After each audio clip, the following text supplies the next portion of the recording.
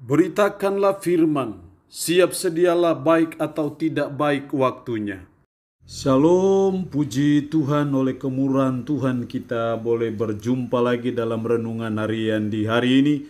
Saya percaya renungan firman Allah sangat penting untuk menginspirasi hidup kita, tapi juga untuk memperkuat ataupun mempertebal iman kita.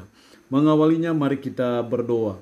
Puji dan syukur hari ini kami naikkan kepadamu ya Allah untuk nafas hidup yang Tuhan beri, kekuatan, kesehatan yang baik yang Tuhan anugerahkan.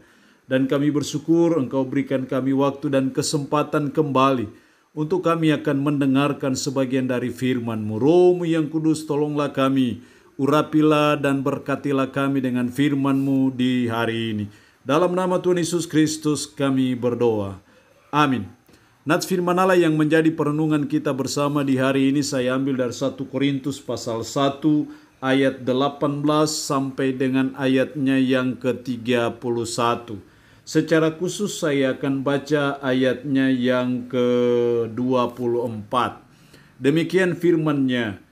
Tetapi untuk mereka yang dipanggil, baik orang Yahudi maupun orang bukan Yahudi, Kristus adalah kekuatan Allah dan hikmat Allah. Demikian firman Allah hari ini yang intinya mengajar kita, menasihati kita memiliki hikmat Allah. Sangat penting sebagai umat, sebagai orang percaya untuk kita memiliki hikmat Allah dalam menjalani hidup ini, karena hikmat Allah ini yang akan menentukan dan mempengaruhi cara hidup kita, cara pikir kita, cara tindak kita dalam menjalani kehidupan ini. Gimana supaya kita memiliki hikmat Allah dan apa pentingnya kita memiliki hikmat Allah itu? Dalam ayatnya yang ke-24, tetapi untuk mereka yang dipanggil baik orang Yahudi maupun orang bukan Yahudi, Kristus adalah kekuatan Allah dan hikmat Allah. Kristus adalah kekuatan Allah dan hikmat Allah. Jadi karena Kristus adalah hikmat Allah, supaya kita memiliki hikmat Allah, maka kita harus menerima Kristus.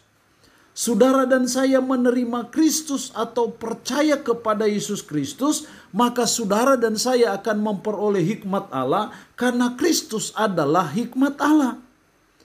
Nah, hikmat Allah beda dengan hikmat dunia. Hikmat Allah adalah kemampuan kita untuk bisa memahami firman dan menerapkan firman itu dalam kehidupan kita sehari-hari. Dan itu sesuatu yang sangat penting untuk saudara dan saya miliki sebagai umat.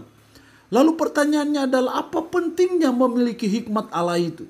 Setidaknya ada 3 penting kenapa kalau kita memiliki hikmat Allah.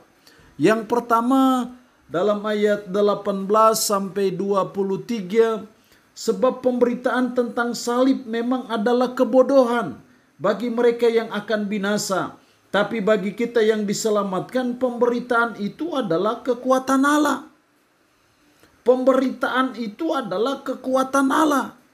Memiliki hikmat Allah sangat penting dalam hidup kita, karena hikmat Allah itu yang membuat kita melihat salib sebagai kekuatan Allah yang menyelamatkan kita. Tapi kalau kita tidak punya hikmat Allah, maka kita melihat salib itu sebagai suatu kebodohan. Dalam ayatnya yang ke-23, tetapi kami memberitakan Kristus yang disalibkan, untuk orang-orang Yahudi suatu batu sandungan, untuk orang-orang bukan Yahudi suatu kebodohan. Kalau tidak memiliki hikmat Allah, maka seperti orang Yahudi, salib itu adalah suatu batu sandungan. Seperti orang Yunani, salib itu adalah suatu kebodohan. Tapi bagi orang yang memiliki hikmat Allah, salib sebagai kekuatan Allah yang menyelamatkan. Itulah pentingnya kita memiliki hikmat Allah. Karena hikmat Allah itu yang membuat kita melihat salib sebagai kuasa Allah, salib sebagai kekuatan Allah yang menyelamatkan kita.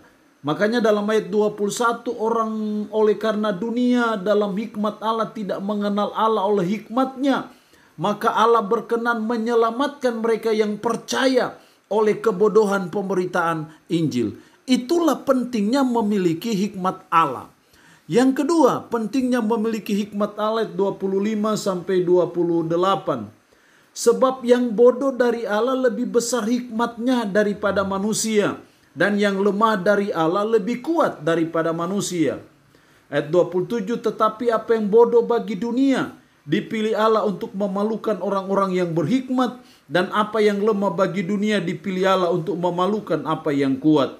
Dan apa yang tidak terpandang dan yang hina bagi dunia dipilih Allah untuk meniadakan apa yang berarti. Di sini kita melihat pentingnya memiliki hikmat Allah, karena hikmat Allah membuat orang biasa menjadi luar biasa.